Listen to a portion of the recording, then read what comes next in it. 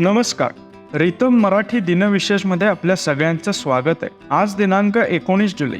आजच्या दिवशी भारतात आणि जगभरात घडलेल्या महत्त्वाच्या घडामोडींचा आपण आढावा घेणार आहोत.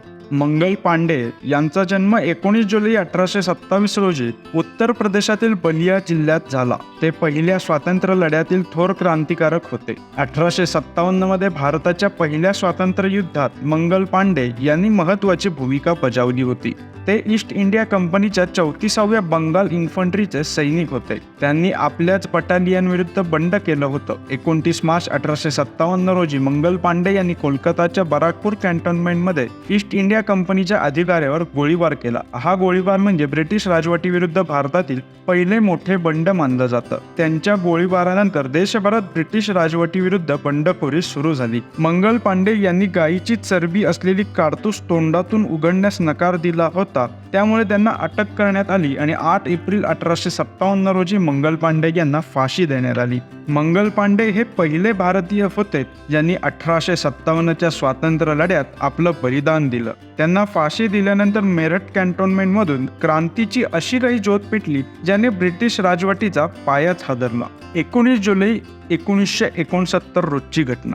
देशातील 14 मोठ्या खाजगी बँकांचं राष्ट्रीयीकरण करण्यात आलं. भारताच्या तत्कालीन पंतप्रधान इंदिरा गांधी यांनी आणलेल्या बँकिंग कंपनी अध्यादेशांतर्गत हा मोठा निर्णय घेण्यात आला. राष्ट्रीयीकरण करण्यापूर्वी भारतातील सर्व खाजगी बँका उद्योगपतींच्या ताब्यात होत्या. बँकांमध्ये जाण्यास लोकांना संकोच होता.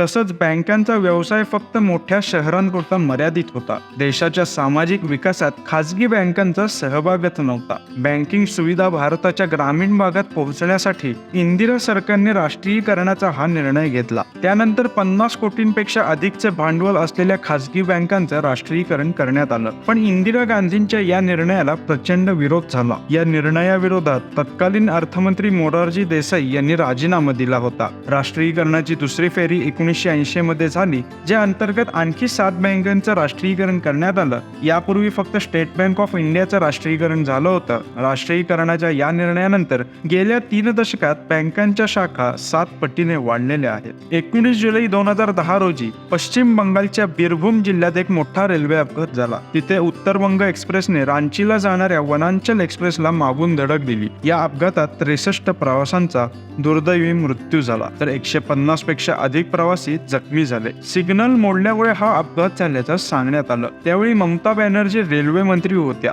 या रेल्वे अपघाताच्या अवघ्या महिनाभरापूर्वी पश्चिम बंगालमध्ये आणखी एक मोठा रेल्वे अपघात झाला होता, ज्यामध्ये 148 प्रवाशांचा मृत्यू झाला होता. याशिवाय सुमारे 200 प्रवासी जखमी झाले होते. मे 2010 मध्ये हावडा मुंबई ज्ञानेश्वरी एक्सप्रेसची राज्यातील जंगलमहाल भागातील झारग्राम मधील सरदिहा येथे समोरून येणाऱ्या मालगाडीला धडक झाली होती.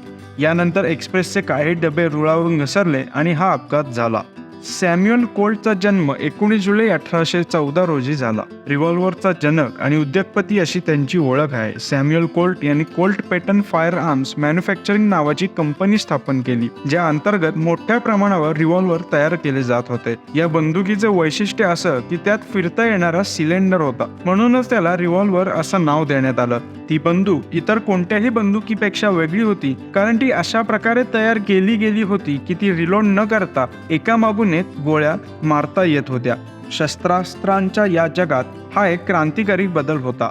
विशेषतः ज्यांनी सीमेवर युद्ध लढली त्यावेळी पूर्वीच्या तोफा जिथे रिलोडिंगला किमान 20 सेकंद लागायचे, त्या ठिकाणी रिव्हॉल्व्हर खूप कमी वेळात लोड होत असे. पुढे 1946 मध्ये मेक्सिकन अमेरिकन युद्धादरम्यान अमेरिकन सरकारने कोल्टकडून 1000 रिव्हॉल्व्हर मागवले. 1956 पर्यंत कोल्टची कंपनी दररोज 150 रिव्हॉल्व्हर तयार करत असे. सॅम्युअल कोल्ट यांचं 10 जानेवारी 1862 रोजी वयाच्या अवघ्या 47व्या वर्षी निधन झालं.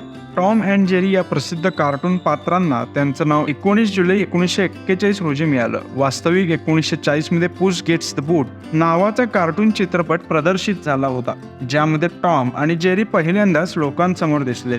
तथापि या चित्रपटात दोन्ही पात्रांची नावं जॅस्पर आणि जिंक्स अशी होती. हा चित्रपट इतका यशस्वी झाला की त्याला सर्वोत्कृष्ट ॲनिमेटेड चित्रपटासाठी ऑस्करचं नामांकन देखील मिळालं. हा चित्रपट विल्यम हॅना आणि जोसेफ बार्बेरा यांनी बनवला होता. पहिल्याच चित्रपटापासून हिट ठरलेल्या या मांजर उंदराच्या जोडीला चांगलं नाव दिल्याबद्दल $50चं बक्षीसही जाहीर करण्यात आलं. त्यानंतर ॲनिमेटर जॉन कार्ने आजच्याच दिवशी या उंदीर मांजराच्या जोडीला टॉम अँड जेरी असं नाव दिलं. नंतर टॉम आणि जेरीच्या या जोडीवर द मिडनाईट स्नॅक नावाचा दुसरा चित्रपट तयार झाला.